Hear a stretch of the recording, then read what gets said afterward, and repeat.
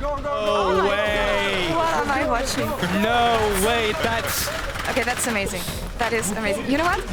I'm really glad that we get the Mad Lions kits back. It used to be post-victory skits. Now it's ahead of the game, similarly to BDS, but I really love what our teams are cooking right now when it comes to entertainment and I'm just so content. happy BDS are winning games, because if they would be doing this and not winning games, it would be too funny. It always feels better when you I'm win. just saying, Mad Lion social media manager, if you win this one, call an ambulance, but not for me. That's the tweet afterwards. You're welcome. Perfect. Perfectly on point. Thanks, Mad Lion, for providing the entertainment. Focusing a bit more on the second game, as we said, Team BDS versus Mad Lions.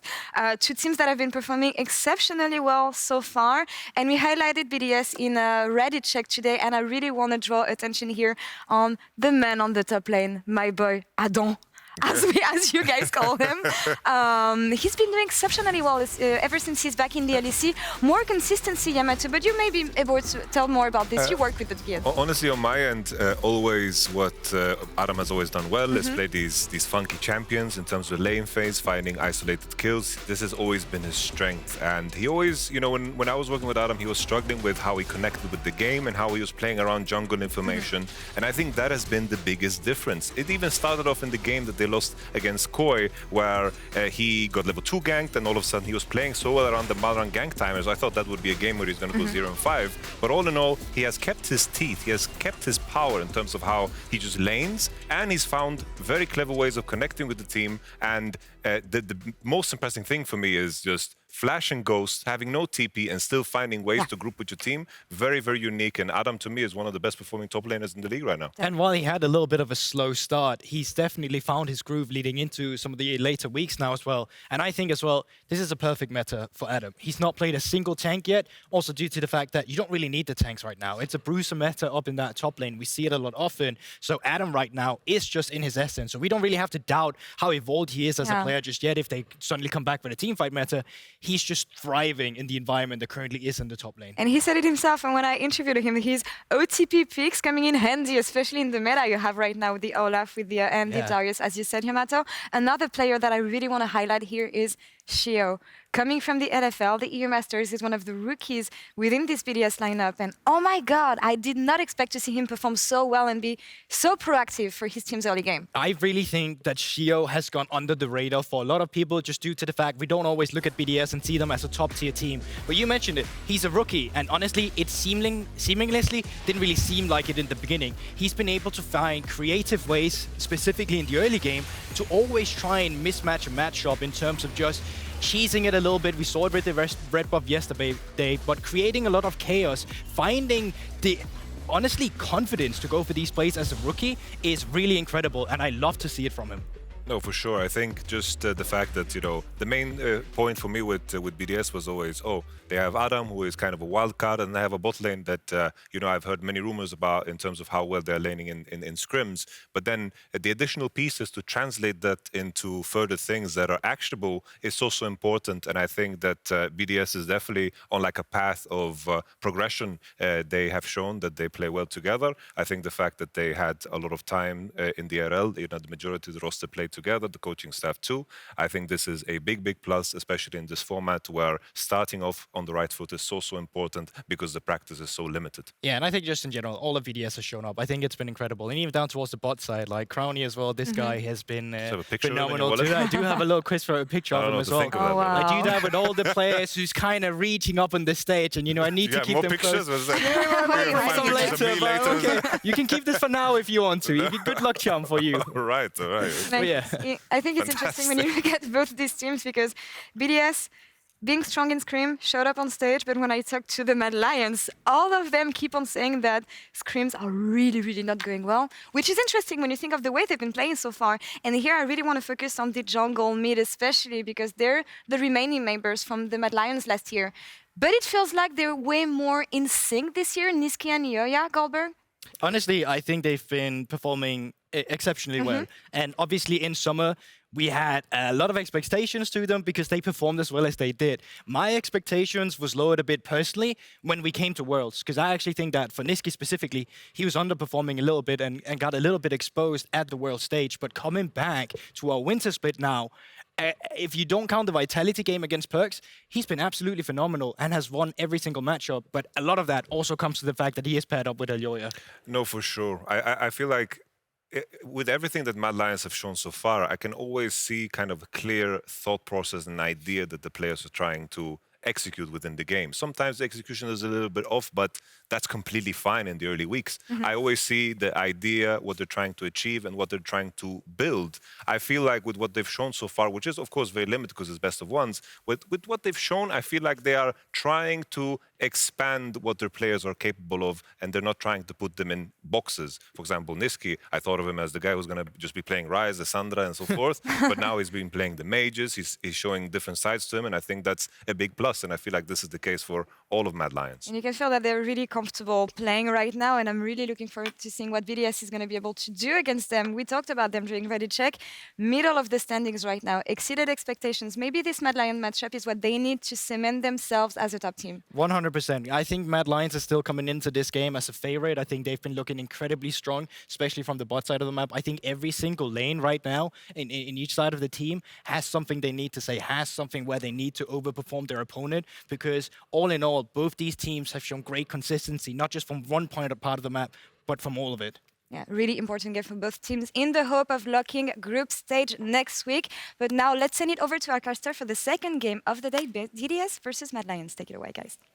Thank you so much, Laure. It's so great to see you in the hosting scene. Welcome back to Caster Desk. Dagda and I are bringing you the action between BDS and Mad Lions. And while I agree wholeheartedly with everything Guldborg just said, Mad Lions are favored.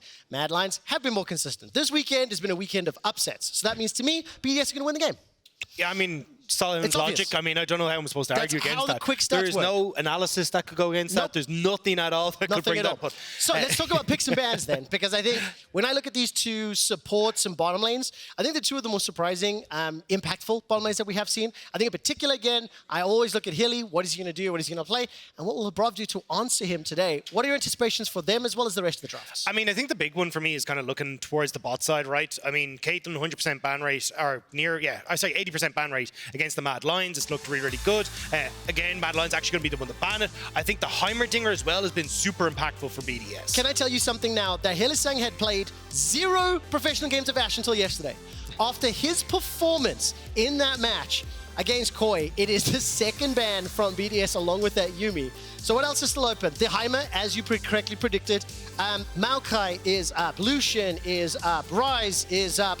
And it'll be the Lucian that's banned away. Yeah, I just want to add in a very quick note about the Heimerdinger. Labrov averages a 16% of his team's damage, which is... It's actually higher, 18%. That is insane. From a support as well. That's higher than most junglers in the league. On top of that, his forward percentage, that's the amount of time he spends in front of his river from the 3 to 14 minute mark, is at 47%. So nearly half of those 12 or so minutes, whatever it is, quick math, he's on the front foot. And I love this Olaf ban targeted towards Adam.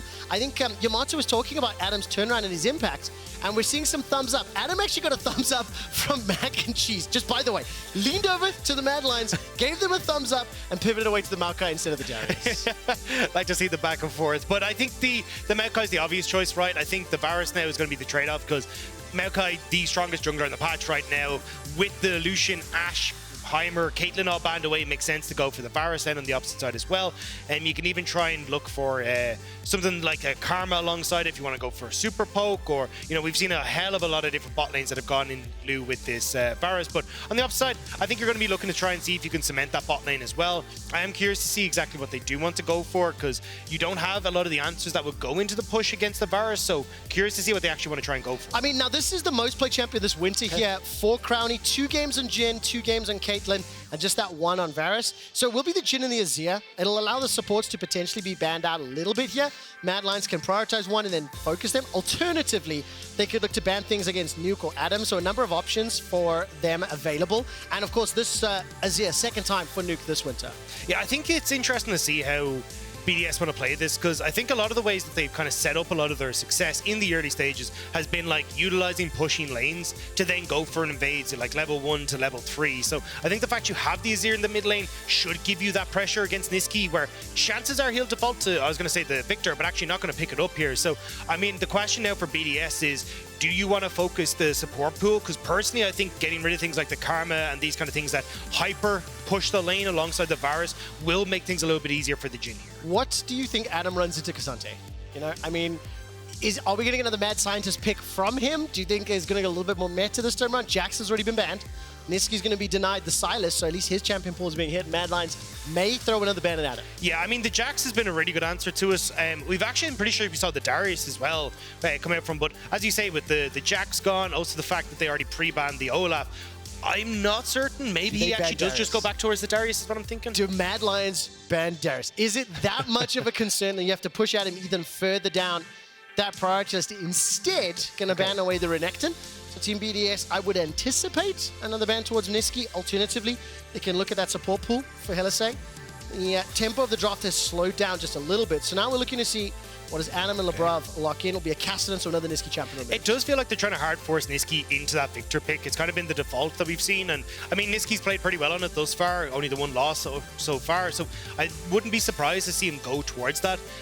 Maybe they want and like try and keep the counter pick for support. But again, there is always the option of just immediately locking the Karma, but instead they're going to actually go towards the Akali, which I think is a bit of a surprising one, because I think giving over that much control in the pushing lane to BDS is going to cause you issues. Lock it in. Give me the Darius. Come on, give me the Darius. If you look at the player cams, by the way, Adam is still looking at the Mad Lions. He's giving them some death stares. This Akali pick for Nuke, just by the way, is around his like 10th, 11th most played. Obviously, 350 professional games. Only 11 of them have been on that champion. So for Nisqy, not something we see a huge amount, and it'll be Tahm Kench to close things out there for BDS. I think if Mad Lions don't take a Karma or a pushing support in this bot lane, I think it's a bit of a mistake. When you look at like, when you run the Darius, no teleport available, you're against a Tahm Kench who's not actually going to be going for hyper aggressive plays. You can oftentimes avoid it with the Karma, and you can just play for poke, pay for those turret plates, but actually going to go with the Thresh. So it looks like Carzzy going to take a back a step, and when you've got the Akali already there, now you want to try and go for the on-hit Varus. So looks like instead they're going to go with Hilly, trying to look to reposition Carzzy in these team fights rather than going all out for just that poke and push. Let's zoom out then. How do both team comps want to win the game? What are the keys to victory? When you look across at BDS, I think utilizing the fact that you should have a decent amount of push in this bot side means you, or at least in the mid, should be able to go for these invades, set up for Sheo, try and set up some vision for Adam so he can play hyper aggressive against Chasy in this top side and really punish that matchup, and then kind of utilize Adam in this 1-4. And I think that's where BDS have found a lot of their success come the mid game, is that 1-4 split push. On the opposite side, trying to set up this Varus, trying to get this Akali into a position where she can be strong. And if you can get these early advantages around bot side, set up for dragons, and then look for these flank opportunities for a lot of your key top side of the map. And I also think when you look at the composition, Sej, K'Sante, Akali, they have tools available to either flank or to get past that front line. And Azir and Jhin, relatively speaking, low mobility. Azir really wants to sit still, use those sand soldiers. Ideally, doesn't want to use the slide and glide defensively if possible. Yeah, the biggest problem though is that if you don't get set up early to actually find these flanks, well then they're super long range and you ain't going to get to touch them. So that's where the big question mark starts to come in. Well, we used this analogy last week. It didn't quite make sense. We'll try it again today. The older brother putting his hand on the younger brother's forehead. Don't hit me, don't hit me. Try swing. Can they do it? We'll find out as Team BDS take on the Mad Lions. Yeah, that analogy doesn't work. Oh, sorry.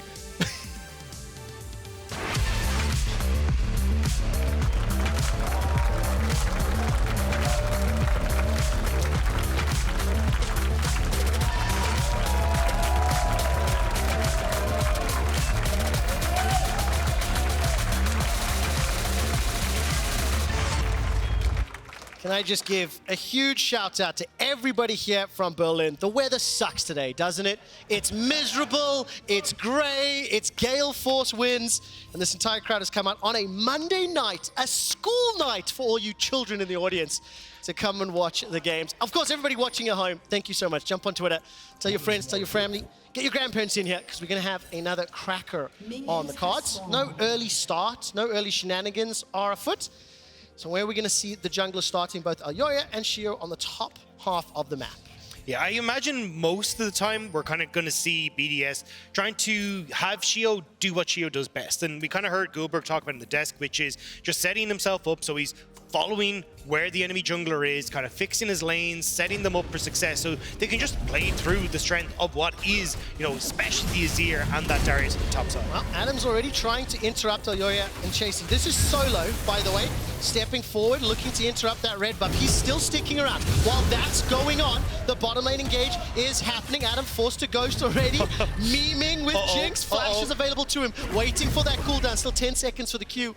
And Adam escapes with his life, but getting in the face, frustrating Elyoya and Chasy. If I'm a jungler, I hate playing against BDS. Every single game, they do something where they try and go for these invades. And it's just so awkward to try and play against. Like, you end up seeing, we've got Sheo yesterday hiding as a Wukong for ages, and then Nuke is just like, I'm a level 2 Silas, I'm going to wander into your jungle to disrupt it as well. They're so good at it, and it's why it actually becomes a major issue, trying to get a jungler involved in so many of the plays to shut down BDSer. I mean, a very bold move there from Adam. I want to see what using his pots and that little bit of damage he's taken more than Chasy does for the course of the lane, the opening minutes. But Adam is a player that we just kind of, you sort of know what to expect. He likes to play forward, he likes to play aggressive, and he's on one of his signature champions to do it again. But here's the thing, who really won? Because it was Ghost for Chasy, right? Yeah. So Chasy now is a little bit more vulnerable on that top side because Adam still has the flash, and Sheo is already trying to move up towards this top side. Great ward though, which was used to spot out Adam, but will now spot out Sheo. Viewers, remember what Dagda said. Adam is the tool in the 4-1 that BDS want to get ahead. There's no ghost available for Chasy.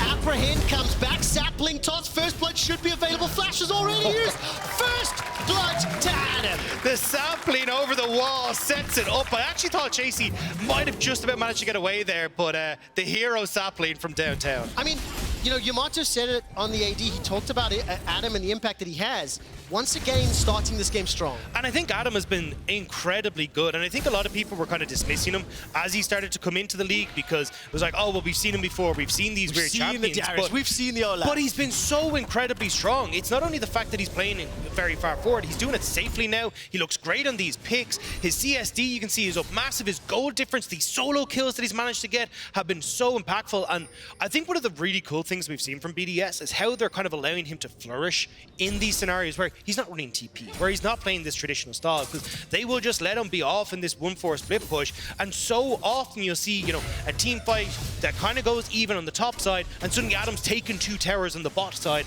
and it's a complete win for the side of BDS. I want to highlight once again that Adam has been in this position, but also has struggled a little. No teleport means they need to be on point, and Hylissang lands the death sentence, uses the flay, Labrov flashes away, sidesteps the piercing arrow, and uses the grey health to stay alive. Not going to get taken out now, but did end up using that flash. So I want to give some props here to Hilly. It has felt like the bottom lane aggression has paid off. And again, just to highlight it, Sheo taking advantage. No ghost. This was a relatively easy gank setup because Chasy pushed away. Well, perfect timing on it. And this is why I love the way the BDS played this, right? Adam hit 3 off the very last creep before he went for this play. That's what sets up the whole thing. And there we talked about it. The hero sapling just about pips him. So then it sets up for the blood damage coming through from Adam. The bleed, some might say.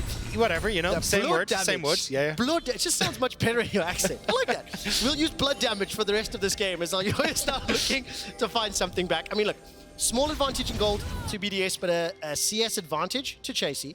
It's pretty much even across the rest of the lanes, and Labrov one of the first to move right now. The recalls from Crownie and Labrov has at least unlocked a little bit of movement from this TK. Sheo's in this middle lane too, so they might fancy themselves a little bit of an engage as Nisqy's low. I mean, we know Elyoya loves to play around mid. They're just waiting for it, and here's Hilly as well. Dun dun dun dun dun dun dun! Knock up in the air! Elyoya goes flying. The damage is so far in favor of BDS, but can they find the kills? Nuke has run out of mana, can't send those sand soldiers forward, and here comes Carzzy wanting to go crazy, but the fight has fizzled and nobody dies. I want to give a shout out to the BDS coaching staff because they have been so good at doing their homework. Every game it feels like they're ready, and I want to talk about Carzzy and Hilly very, very quickly because one of the big things that we've seen from this bot lane is how often Hilly tries to roam from the bot lane. You'll see that he's very, very often with his jungler, and we even got to see it there, playing around the mid lane, but BDS are reading this, playing around that mid and making sure they can shut down these plays. If you're reading the table on the bottom of your screen, the duo proximity is the amount of time that these two players stay within 2,000 units of one another. The jungle proximity, similar. So when you see the 7th rank for these two as a duo, more importantly, the 1st for the jungle, Hyli is comboing with Elyoya, trying to invade, trying to have that positive impact. That's why Mad Lions have that 4-1 record, and it's a big part of it. And BDS have been so good at exploiting these tendencies, right? We see it there. Sheo and Labrov sitting in mid because they know chances are Hilly's going to roam mid with Elyoya. We saw it as well against G2 where they exploited the fight that Yike would always go for these invades and they were ready for it. I love that BDS are doing these plays specific to their opponents. And I love that Adam's using that blood damage to try to pressure Chasy. Chasy does have Ghost and All Out. And with Adam being near the tower, needs to be a little bit careful. Tries to find the damage back, fights him into a couple of minions. The 3rd Q won't connect. Ghost has now been used to retreat. Adam running for his life. He's low on mana, has a Decimate available for some reply. But Nisqy was making his way to the river. Nothing came from it. So instead, just a trade of summoners, and Chasy forces Adam back. Couldn't quite get the smack onto Adam to get the follow-up to try and get the knockback, but nice job. And now Adam will have that flash available. So honestly, might see a repeat gank from Sheo top, but first he wants to visit bot. He's not level 6, so Nature's Grasp not available to him. We'll step into vision in a moment. We'll give you guys a quick update in the setup. Throws out that sapling for some information. I just double-checked with our stats team, by the way. Adam has secured 5 solo kills this winter. This is already game 6. It's just another testament to the play style. As you heard Berlin going, ooh, and a little bit of bum clenching as Crownie was able to complete that back, pick up those 50 boots, and the straight to view.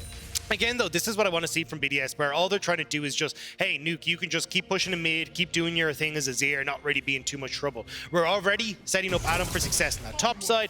We'll probably get a repeat gank from Sheo as he goes for reset here. And then Crownie and Labrov, we're just making sure you can crash that wave and you're not going to fall too far behind. And once they can get themselves into a position like that, they're going to be in great shape, because one of the big problems with Carzzy is how short range he is, and in general, how short range Mad Lions are. So someone like Adam can become a very big threat as we start to go in, but Mad at the moment, moving immediately over towards the Rift Herald, which will be traded for BDS's Dragon. And I think, to be fair, the fact that BDS have got that early advantage, the first proactive play, and Adam is playing very well, is why we're focusing on them for this early stage. Let's not discount the fact that Mad Lions, they've got that first Herald, despite conceding first blood, they are even on gold. And of course, that Dragon will actually be peeled away. I don't think BDS completed it. So this is an advantage. That cross map ends up failing. It just is a win here for Mad Lions. And they're going to be able to put a couple of wards in the river back away, realize it's an objective they can play for if they're able to set up the lanes appropriately. And Carzzy should be able to catch the majority of this wave on the spot side as well. Hits level 6, so he's actually going to be in a good spot. So yeah, as you say, Mad Lions, I mean, look, I think the biggest threat for Mad Lions right now is the fact that Carzzy is going to be going for this. I thought he's going to be going for the on-hit Varus. He's actually going to be going for this poke Varus. So the big thing they want to be able to do is try and poke people down with Carzzy, kind of set up, get them squishy for Nisqy and Chasy to finish off. But you have to be very careful going into this, because Nuke very long range. Crownie has a lot of poke from range as well, and they're able to answer back for a lot of what this is for Carzzy. Do you like this? Because I think during draft you actually explicitly mentioned the range advantage. So I think having at least an answer, but do you prefer it, especially when you think that a Maokai, a Darius, a potential Tika are going to be running him down? I think the biggest worry for me is, like, yes, you've got Carzzy, you can do a lot of damage with this poke build, but the consistent damage isn't quite there, right? So if you've got Sheo is able to set up a good fight, lock down Nisqy, cut off opportunities, Labrov even having that saving grace there with the ultimate, Nisqy I don't think is going to be able to find a lot of good angles. Now, he could find some fantastic flanks if in time, but it becomes very difficult to do so in these scenarios. And I think that's where I would have preferred the on-hit Varus, just so then you can provide that consistent DPS. This could cause an issue if, especially, Carzzy starts to fall behind. Can I ask you to try keep that at the back of your mind? Let's look at how these next objectives play out. I mean, we're still in an extended laning phase, really. 10 minutes in, no real towers have been under threat. There's a little damage up top. But I do want to look for those opportunities where if the poke doesn't land, on it could have been better. I would love to, but I'm trying to remember the word bleed in the back of my head, so that's our space is already taken up. Blood damage, we're committing that way. We're committing that way. We've got to lean into the Irish accent. It's just beautiful. Orangey, find out whether or not they can make it connect. Crownie with the respect cleanse there. I can only imagine that with no vision in the river, maybe anticipating Elyoya being in the flanks. Yeah, they were worried about even a hook from Hylissang over the wall, right? Because that could have spelled absolute disaster there. But still, Mad Lions are holding a fantastic control of this game, right? That's Rift Herald in their back pockets now. You got Dragon as well. The cleanse burnt on bots. So even though we kind of saw BDS taking the early reins, Mad Lions are slowly but surely creeping themselves those advantages back up. Even look at the vision that they have in the bot lane. Well, meow, meow, meow. Apprehend into the kitty cat. The decimate, the guillotine, and the blood damage takes it down. Adam with his second Sheo combos. And it might be first break on this top side as well. I mean, you got a lot of opportunity here for Adam to deal some damage. I want to see exactly what Elyoya's answer is going to be, though, because he's kind of roaming up towards this top side, but it's quite a ways off before he can actually get into a position to use this Rift Herald. So it feels like you're not really getting an answer right now with Mad Lions, a lot of them on the reset. How it feels to me, like these 12 minutes are playing out, this will be an Adam solo game versus a Mad Lions macro game. It has felt to me like they've used the map a little more. Elyoya has at least picked up the Rift Herald as well as the Dragon, so there's advantages. But that 1,200 gold lead on the top lane Darius, who's already completed his Stride Breaker, that's a scary point to be in. But the thing is, I think Mad Lions kind of showed yesterday against Koi how good they are playing the map. And one of the big things that we often talk about with Adam when he goes for these champions picks is that lack of teleport. So if you can try and draw Adam around the map, not really play for big team fights where Adam can be a threat, I think that's the way that Mad Lions can try and win out this game. And at the moment, they're even trying to catch BDS with their pants down, knowing that Adam has to go and collect that top wave. They're immediately going to throw down the Rift Herald and outnumber BDS in the mid lane. I'm trying to remember, I think it was the XL game last week where the Darius top with TP was used, Rift Herald unable to find the target. Shelly will get that boop down. Great chant. I was looking at my stats. I think in that particular game, it dragged out, it was long, and it was because BDS weren't able to set up the waves correctly. And I think they may have a similar challenge. So let's keep an eye on the vision. Let's keep an eye on the map setup as Elyoya jumps forward. Flash is still up for Nuke. He has used it, the slide, the glide. There's no Empress divide, but with the help of the tower, Nisqy gets nuked. It might not be done just yet, throwing out the saplings, looking for the tongue lash. How low did he go? Below 40, I think. That is absolutely insane. The fact that Nuke managed to survive that. I thought he was going to flash towards Labrov for the Devourer, but instead manages to take down Nisqy underneath the tower. Even Hilly trying to get that hero lantern to save Nisqy, but it just wasn't quite enough. I wonder if the little shield from the QE combos what helped out. Yeah. Really hope we get a slow-mo on that play. But 3 kills now, one of them landing there to Nuke. Yeah, production's got your back here. We're going to see exactly what happened. But, I mean, great setup here. Coming through. No hook for Hilly, though, as he kind of waited to see exactly where Nuke was going to go. But, yeah, I mean, just too much damage. Not quite able to get taken down. And you can see Lantern was there to try and save the Akali, but not enough. I mean, literally, the Conquering Shifting Sands, that shield was enough to keep him alive. The Nuke comes away ahead. Only a 200 gold advantage. And again, Hilly milliseconds away from connecting that death sentence. The abyssal dive from Labrov dodged as well. I mean, these are dodges, not misses, in my opinion. Yeah, 0 for 2 or 0 too easy. You know, it's one of the two you got to look for. But right now, you can see Mad Lions moving into the spot side. They're trying to set up on those side waves. We kind of talked about with Nisqy and Chasy trying to utilize the fact that they've got that double TP, see if they can start to get some of these towers down. And Vision is the start of that. So I like how Mad Lions are at least setting up for that at the moment. Can I tell you that on the analyst desk, Guldborg talked about it, this was a game that is favored to Mad Lions. They are 4-1. BDS have had things that they need to work on that have been clearly visible over the last few weeks. And when we look at the standings for the league, as Adam's just taking everyone on rotation, I don't think anybody expected BDS to have a higher win-loss than Fnatic and Koi, let alone joined by SK. Adam right now is going to run into Nisqy and may be able to actually set up a kill with the help of Sheo. He's inside the shot, flashes over the wall, flashes for, knocks in, guillotine! Adam! Well done.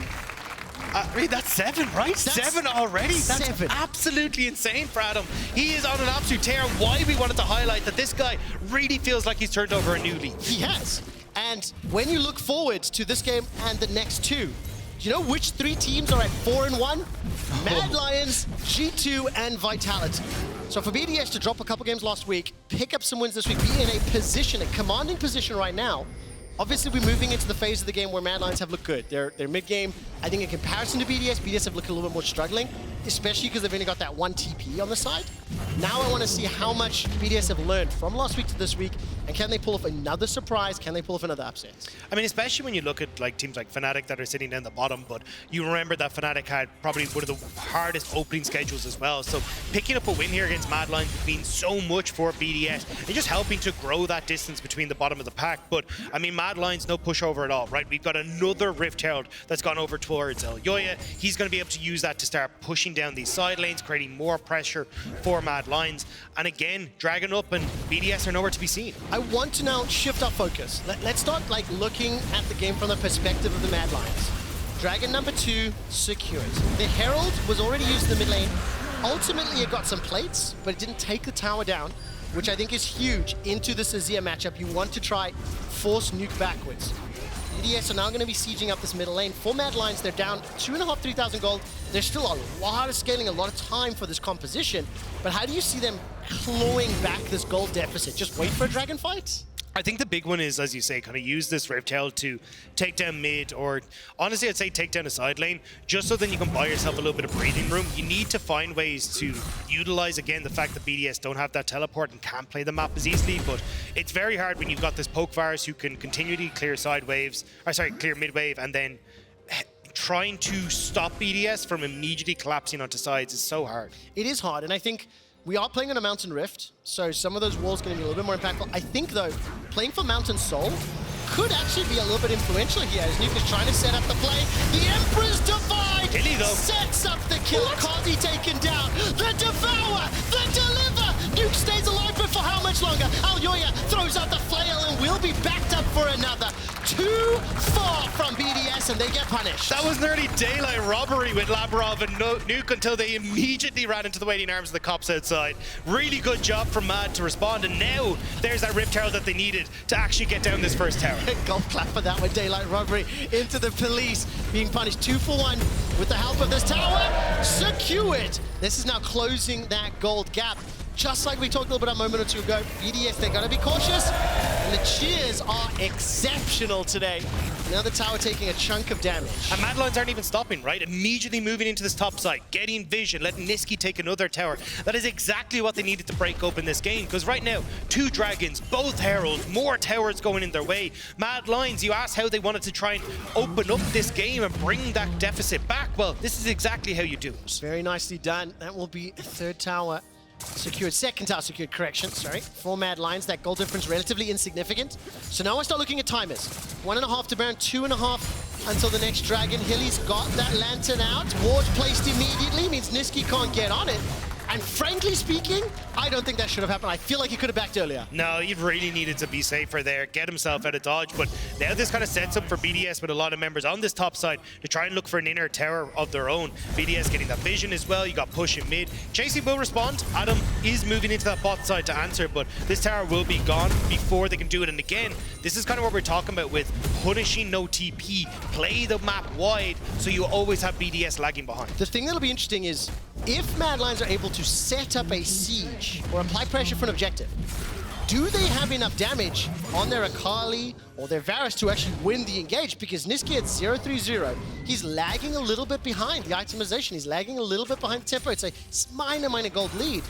But they need to really ensure they're set up well. That's actually a really great graphic there. Adam, Crownie, Nuke sitting above the respective carries. Yeah, I'm not going to lie. I think if Mad Lions actually try to fight, unless it's the perfect setup, they lose immediately. Like, Adam is huge in a team fight. You're literally going to have to run into him with 4 of your members. Hilly can try and play keep away with Carzzy, but I mean, you just get outranged by the Azir, you get outranged by the Jhin as well. So realistically, you need to be playing sides and utilizing the fact that you are just better on sides with Chasy and Nisqy, at least in one lane. So at the moment, Mad Lions have been doing that. Again, Nisqy getting caught was a bit of a dent to that, but just having Chasy take that bot tower, I want to see them continuously go for these. Well, let's look at the vision. Slowly being cleared out. Baron is now a potential. I think the fact that Mad Lions have still got their mid turret is actually very crucial. Nisqy's got that little safety net. We've had several games this winter already, Dagda. And as long as that mid tower is up, the ability to advance your lead or to apply pressure to the enemy really slows down. So I want to see whether or not BDS can make use of their range. Right now, looking for a pick. Hylissang will get rooted by the deadly flourish. Glacial Prism buys some time, and Adam is rooted in place. The Meow Meow Cat's thrown out, as well as all the follow-up damage. Hilly is gone, as well as Carzzy, and they're just going to turn to try burn Baron. I mean, they'll get it. Great setup from BDS, and that's exactly what we're talking about, right? You just barely clipped them, Crownie with the setup, and immediately BDS are able to answer. And look, Mad, they're going to try and push him wherever they can, but this is a big win for BDS. Look at that mini-map. Elyoya is pushing middle lane, Chasy's pushing bottom lane. 21-minute Baron for the team with one teleport. That is huge. And I wanted to kind of hit on the question you proposed earlier, right? Now that you have Baron, getting that mid lane tower down for BDS is going to be so crucial because you're just able to force everyone on Mad Lions back. They don't get to play this split push style anymore. And I mean, this was just wonderful. Labrov just about connecting with the tunnel onto Hilly, sets up the plays. You've so much CC then to come across with the Maokai. And this is why we're seeing Maokai being so damn strong. The ultimate is crucial in so many of these situations. All three members of the Mad Lions were rooted in place. The Pride was just cut down. Like Scar and the Hyenas had just run through Mufasa entirely, and this allows BDS to get their first dragon after they've got that Baron, and now they can try to counter the map play that Mad Lions have been utilizing to keep relevant. But it's still 3,500 gold difference, and it is still no TP for anyone on BDS, so they also cannot afford overstepping or playing too deep. But this is where we got to see how BDS can get creative again. Like, yes, they can start pushing in for this mid wave, utilizing the Baron buff, but already Nisqy putting pressure onto the tier 2 and top side. They need to quickly take this mid side and then start to lean back and forth so that then they can actually try and force back Mad Lions. Utilize the fact that Crownie has this incredible long range with the ultimate, but already 5 members of BDS now in mid once more, which again opens up Nisqy to try and push in this top side. Yeah, that's exactly what you wanted to see. Open up that tower. And I do think, I want to call BDS out. Do you know they've lied to us today? Do you want to know how they've done that? Do you remember how they came into the studio? They were dressed as paramedics. They were carrying the corpse of Mad Lions. What that sends to me is they're trying to save Mad Lions. Right now, they're trying to murder them. Mad Lions, on the other hand, have something to say about it. Nature's Grasp, roots up 4. Nisqy's trying to find Sheo as the curtains are called. Adam's running amok, but he's taken down. The shutdown goes to Chasy. Nisqy gets another as Sheo's taken out. All of a sudden, they're now turning towards, there's no real objective to fight for, but they get the fight, they get the kills. It doesn't matter, they just get their waves pushed out, they get vision to set up for these sideline plays, and that was just beautifully orchestrated by Mad Lions, immediately TPing in to find that numbers advantage as they saw the Azir go towards that top side. Look at it, the second Azir shows in that top wave, boom, into the bot side. They want to look for this fight, and this is exactly how Mad Lions need to play it. They know Azir has no TP, so even though Adam, survives for way longer than he really should have in this fight, but it doesn't matter. You don't have the numbers, and even Nisqy keeping Sheo at arm's length as well. I'm so glad you highlighted the numbers advantage and how quickly Mad Lions TP'd in, because that's actually a great example. I didn't even think that BDS were overextended, but I missed that ward behind. Mad Lions were fully aware. With no TP available for nuke, they punish it instantaneously.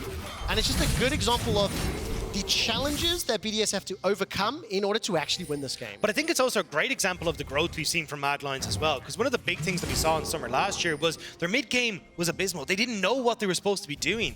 This time around, it's been so damn good. They beat out Koi yesterday by playing the map better. Now they're starting to bring it back against BDS here as well and getting those advantages too. Like, I love watching this new version of Mad Lions. Yesterday while we were casting, you mentioned something that stuck with me. Mad Lions and maybe patience around some of the objective setups. I think I want to see how they use this now, because they're in still a deficit. They're behind in kills. They do have a dragon advantage, a tower advantage as well. So I want to see how calm they are where they set up for fights, because right now, Crownie's waiting in the wings, but he can still get engaged with the curtain call. Nisqy with no TPs in the top lane, and I was waiting to see what BDS want to do.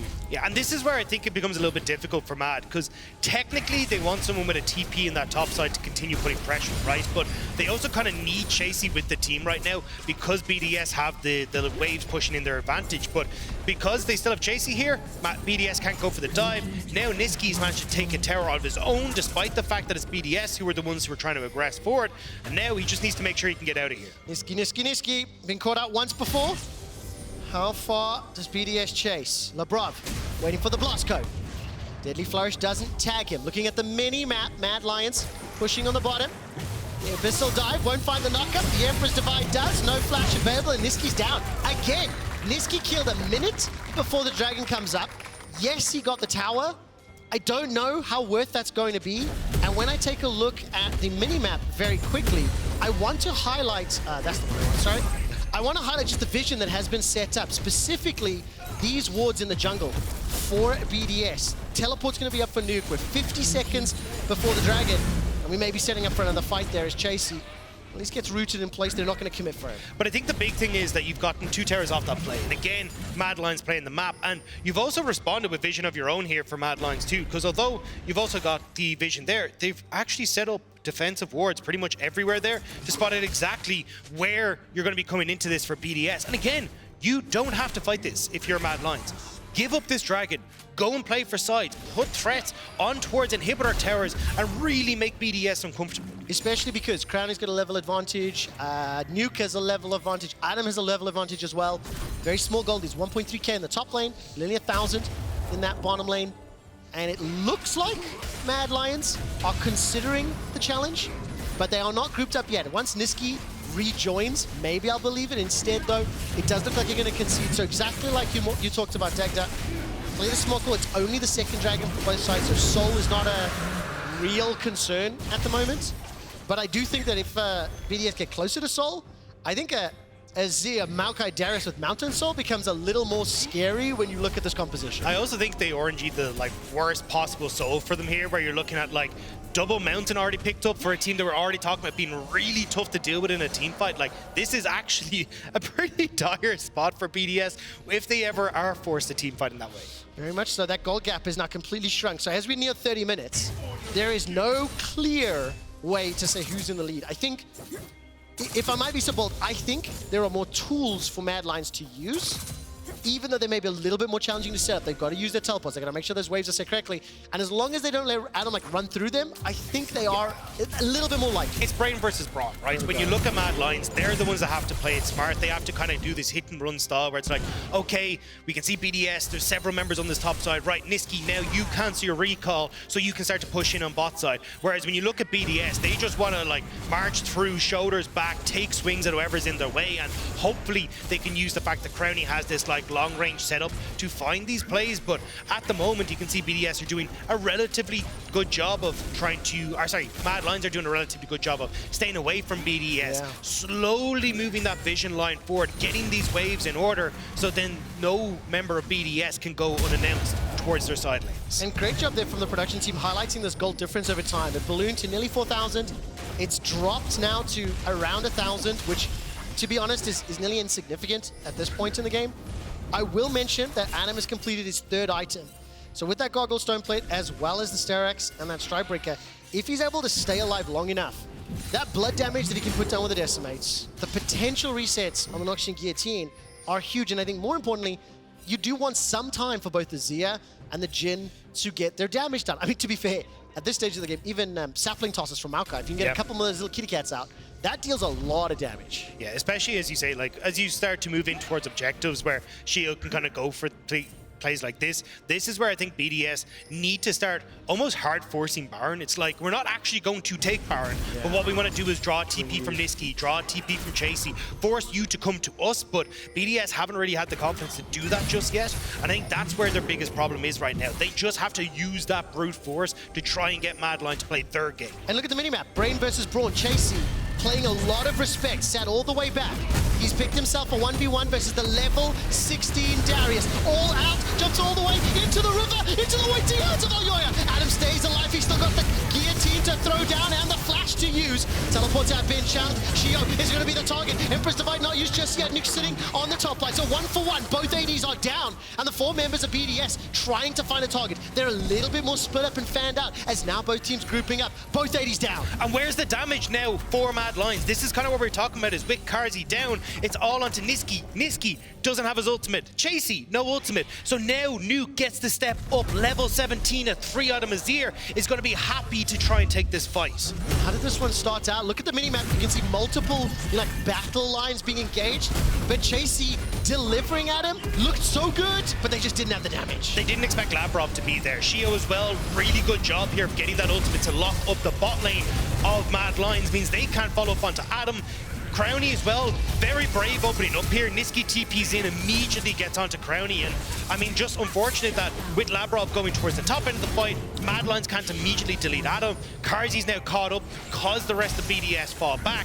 And again, Nuke is in a really good position. 3 items on this Azir. That's the consistent damage that Mad Lions are lacking. And I asked a question probably 10 minutes ago. Can Nisqy blow up a carry? Yes, he can. He just dumpstered Crownie on the back line. Obviously, there was no Nautilus, Tahm Kench available there to try and help Devour buy some time. But that's where Mad Lions, like, if you can take the team fight aspect away and try to set up a bunch of these skirmishes, that's where you can be good. But this may not be it. They did spot Adam on bot side, I think, which is why they're starting this up. But BDS, they want this fight. Look at Nisqy. He's looking for the flank. Nature's grasp has been thrown down. Body blocked. Only one route. Baron down to 4,000. 5 members of BDS stepping forward. Nisqy's very low. The prison thrown out, and Sheo needs to get devoured. Baron has reset. Spitting out that putrid acid, helping BDS. They have interrupted and stopped Baron. There is a wave in the middle lane and a wave in the bottom lane for BDS to fall back to. And that's exactly where they're looking. Also at that dragon in 10 seconds as well. So right now, BDS, they're trying to keep Mad Lions away. This is a dance. Well, round 1, the bell was rung. BDS are looking for round 2. And Nisqy may be jumping onto Labrov. Level 17 versus level 11. I wonder if Labrov is taunting him, saying a dare to jump. Somebody will be able to reach you if we use the Tongue Lash, the Deadly Flourish. But look at this, not conceding on the Baron. Importantly, Chasy's pushing the top lane. Brains versus Brawn. BDS want the fight. Mad Lions want to play the lanes. They don't have vision. Adams for Nisqy. Apprehend, decimate. Looking for the strikes as well. Oh, he's done dive! The guillotine is dodged away from one of the hourglass, but I think Nisqy might still be dead. The blood damage takes him out, but chases Cassante's inside the base. Inhibitor towers being focused. Crownie and Adam, they're pushing in the mid lane. Carzzy had to reset though. They can't go for Baron. We're just gonna have a race here. Chasy is gonna pull off, and with that BDS, they will turn over towards the dragon. They know Carzzy's in base, so no damage to the Baron. I have to ask, Berlin, once again, who will win this game? Do you think Mad Lions will win? Who thinks BDS pull up the upset and win? I think Berlin's looking for the upset, looking to take down a 4-1 team. I will remind everybody again that the BDS remaining schedule is all 3 4-1 teams, and they are in a position with the crowd behind them today. I don't even know if we're going to make it through this game. Wow. I don't even know about the remaining schedule, because this has been an absolute banger. BDS going in all guns blazing, throwing those slobberdockers. But the big thing for Mad Lions as well is on the upside again, you get that inhibitor turret down. They're getting position on the map. Chasy now swapping to the opposite side of the map so he can keep up this pressure. But with no tank apart from Elyoya, BDS might be able to find this window of opportunity. Think about it a little bit more. I don't think we should use that word anymore. Do you know what it actually means? If not, I'll tell you backstage. Okay. Let's just Okay, bail out on that one. What I will say though, Dagda, you've hit the nail on the head from the draft in terms of how this game was going to play out. You talked about how Sheo, as well as Crownie and Labrov, the way they wanted to play, wanted to see what Carzzy and Hilly could do. That Thresh, a little bit surprising in the draft, but especially in terms of the brains versus brawn aspect, Mad Lions have shown they can consistently build advantages. When you look at the minimap, once again, Chasy on the side lane, teleport available to him. The rest of Mad Lions defending a potential Baron, and Chasy may be able to take down another tower. Hero hook from Hilly. He sends it over the wall and just stops Adam's reset. And this is why Chasy's able to get this. So really nice job there. I think again, BDS, they're too scared to just launch themselves at Baron, try and get these summoner spells off of Mad Lions. And Mad Lions are having their opportunities to run around the map. I want to give credit though to BDS because where they have tried to start those brawls, it has been smart. Similarly, how Mad Lions are playing these side lanes has kept them in the game. They are still in a deficit. They are still behind, but they have the towers. And is this... This is just so blind, kill yeah. again, yeah, from earlier. Yeah, I mean, neither of them actually had vision there. It's just unfortunate for Nisqy. Tries to move forward with the wave, and Adam had just peeled off. And great setup then. Labrov following up, Crownie with the Deadly Flourish as well to set up this play. I mean, T-Tor is in the chat for that one. Really nice job there from Adams. Well, nicely done, Chasy. This time around will be backed up by Nisqy. Teleport coming down. Chasing Blinding Sands. Nuke is caught out once more and taken down. Now Labrov's in trouble. Didn't even have time to devour.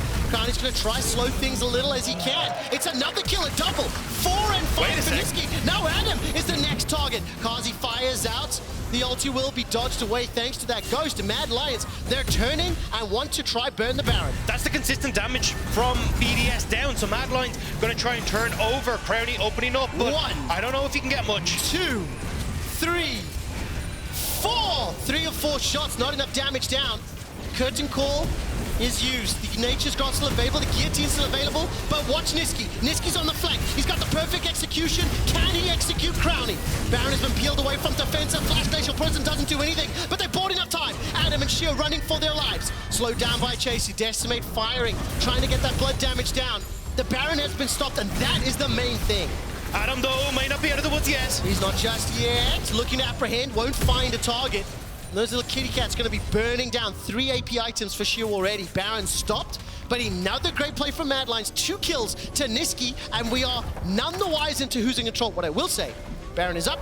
We're 2 minutes to the mountain, and it's BDS on Mountain Soul points. And it means that we're definitely going to get another fight. Really nice job here from Chasy, hiding out for a nuke. They wanted to try and push in this way fully so they could immediately turn over towards that objective. But, I mean, Chasy, really nice job. You even have the ultimate there for a nuke, but Chasy just dealing so much damage, chasing down way faster than he expected, and Labrov kind of going down as a side card to that as well. Oh, such a great performance here throughout the course of the game. I want to take a quick look at damage throughout the game. Adam in the charge, but look at that poke damage from those AP saplings. Not hugely surprising. Maybe called upon once more as Baron has now been started. Teleport being channeled. Chasy can join the fray. Baron's tail knocks up multiple members of BDS. They take the Baron. They've just stolen it away from Mad Lions. They did it so quickly that Mad were too late to respond, and this changes the dynamics of the game. Especially when they get that TP out of Chasy as well. Now they can't play sideline as easy. It's both down on Nisqy as well. So all they get to do now is group up as 5 and try and brute force their way through that Baron in the mid lane. Teleport available for nuke. No teleports for Chasy and Nisqy. Baron is up. The Dragon is up in 40 seconds. Mad Lions have to fight it. They cannot concede the Mountain Soul as well as Baron, surely. I mean, this is where Mad have to try and set up. They have to make some sort of hero play, because so going over would be an absolute disaster from them. 3 Mountain Dragons already makes BDS so tanky and so hard to deal with. Man, it's going to be a difficult job for Nisqy. 4 and 5. Got himself 4 items completed. Can burst down Crownie and nuke if you can get to them. But that's the challenge. Keep your eyes on Nisqy. He keeps looking for flanking opportunities. Look at how little vision there is for Mad Lions, though, as they start to come into this. You can see at the moment that there's just nothing there on this bottom side, so any sort of flank coming in could be a really good opportunity for BDS to set up. Sheo starting to move over. Nisqy trying to check that side, make sure that there's no one who's going to be able to move in. But, I mean, this is where BDS, this is the team fight they wanted. It is going to be a straight-up brawl. No flash for Nisqy, no flash for Noob, no flash for Crownie. The kitty cats, the neon cats are flying. They've got themselves at least 1 or 2 roots. Curtains pulled back and Hilly's chunked out. The root lands onto Elyoya. Glacial Prison's available. Dragons down to 5,000. The prison locks nobody. Adam has got a double apprehend. Sheo's looking for the soul. He gets it. BDS have got the Dragon Soul. They've got the Baron buff. And they're looking for the kills. They're looking for the win. Nisqy can do naught to shut down nuke. And it's Adam that kills Chasy once more. Nisqy's dropped as well. 3 dead. And all of a sudden BDS, they might be looking for the win. It's Elyoya and Carzzy against the world. Everyone on BDS is barreling down this mid lane, and they still have Baron buff. This could be it. BDS might have done it. BDS took down Fnatic on Saturday. They took down Astralis yesterday, and they are about to take down the 4-1 top of the table Mad Lions. They've got a couple turrets to work through. 30-second death timer for Nisqy. 30 seconds for Chasy, forcing out the first Nexus turret. Empress Divide delivers Carzzy to his doom. Elyoya will be the next to fall as Sheo drops him. All of a sudden the Nexus is the focus, and BDS stunning the LEC. They look for 1 more kill before they shut down the Nexus, and BDS go 3-0. They were discounted coming into the LEC. Everyone thought that this was just going to be a bottom of the table team, but to show up everyone in the fashion that they have, in a style that is unique to BDS. Yes. This is a team that's worth watching. And can I also say, huge congratulations. You mentioned the coaching staff, the adaptation from week to week. the individual players being allowed to shine. And also, you know what? This team has got personality. They cut up the sushi against Koya week 1. They delivered the Mad Lions on a paramedics tool here in week 2. I gotta give a lot of respect to an organization that has defied the haters, stood up and played exceptionally well. BDS 3-0 this weekend. And it's not only that they kind of talk a little bit of smack, it's that they're backing it up. Yes. That's what I love. And again, it's, you know, we're bringing out the Darius here, but it looks so incredibly good. They're playing well around how they want to try and set things up. Now, in that later portion of the game, it took a while for them to go, right, we just brute force Baron, that's how we can set this up. But they eventually figure it out and send Mad Lions packing. Also, I think it's important to recognize Adam has played a teleportless top laner twice that I can recall.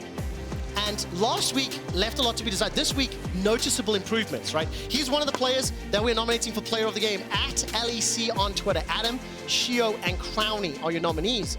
And while obviously this has been fairly BDS focused from our perspective, let's also give credit to Mad Lions. I think they showed how they wanted to play the comp. They demonstrated an understanding of the Rift. Ultimately, Adam was just too far ahead. And the fights that BDS picked were the right ones to knock Mad Lions out. Yeah, and I think that's kind of why it becomes so difficult for Mad Lions in this, is like Sheo, that very early gank gets Adam rolling in the top side. Again, the counter pick coming through for Adam, it feels like, especially if you're on red side against this team, you kind of need to hold that counter pick for top side, because otherwise Adam just gets to run away with the game as he does.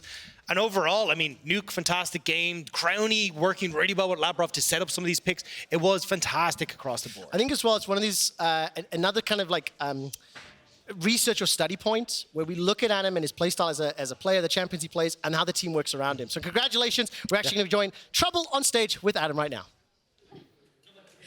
Thank you so much, Quickshot. And Adam, congratulations. Thanks.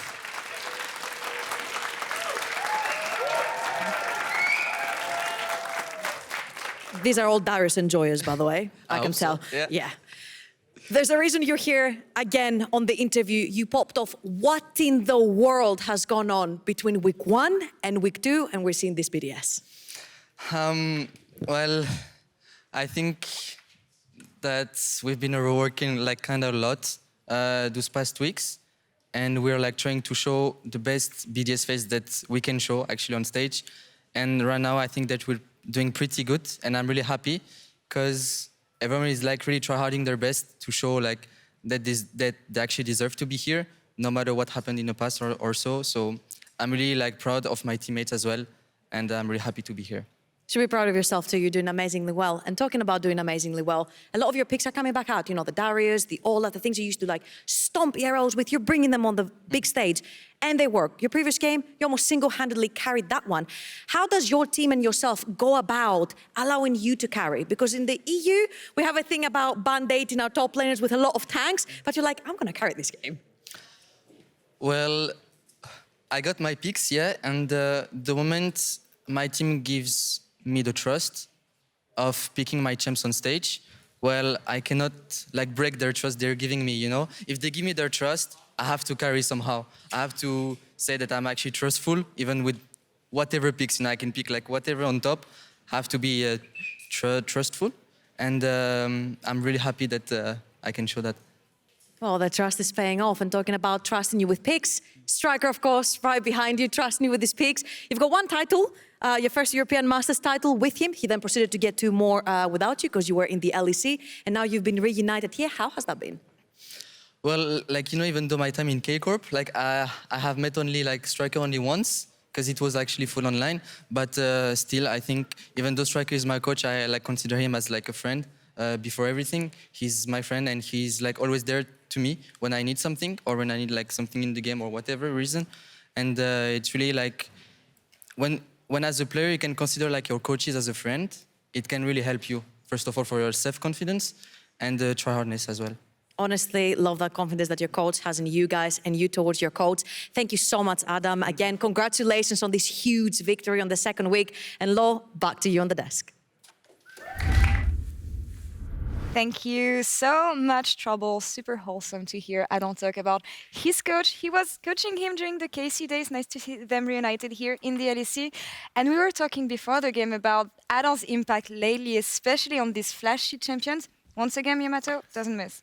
I think it's It requires so much nuance to, first and foremost, being able to just drop those picks on the head of the enemy, and then Sheo, of course, gave him a lot of ganks.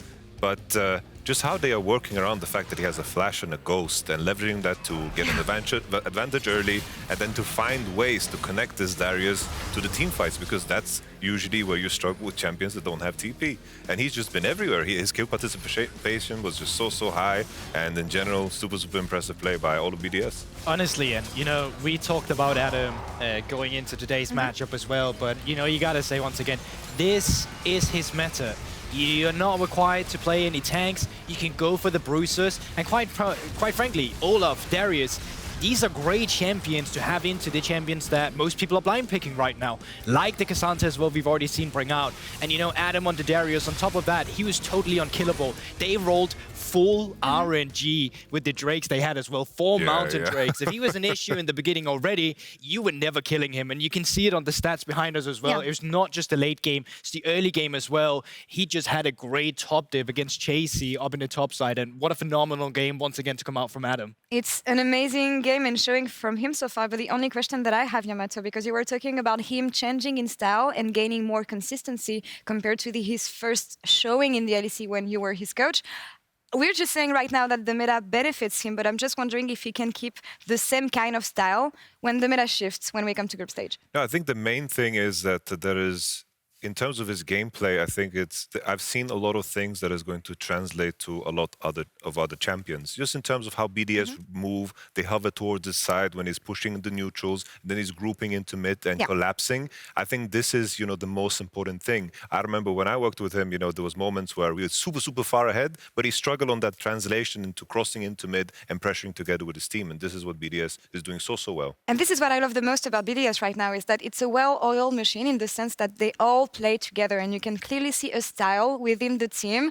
And we were saying, Guldborg, is this the game that cements them as one of the top teams in the LEC, beating the Mad Lions? And you feel like with the way they did, of course it does. Quite frankly, the schedule right now ahead of them is super tough. And you said it, it's not just Adam, it's the entire team as well. I think in the last team fight as well, we really saw that, Adam, he shows up, but it's everyone who orchestrates it in the beginning. You have the Maokai saplings creating the space that requires Adam to get a flank where every one of them is just grouped. And then when they finally step up, that's where he sees the moment to come in. And I think it's beautiful once again. I think it's great as well, them cementing themselves as, I honestly can't believe I'm saying this, but, top of the standings team coming through here as well towards the top half at least in that essence. And yes, they have been amazing, and I think it will continue to translate as well, because it's not just one player, it's all of them showing up. No, for sure. I would like to highlight as well, the story has been BDS and SK and the Ryzen this weekend, but what I extra like about BDS is that I feel like they've shown multiple different layers of play. They've shown us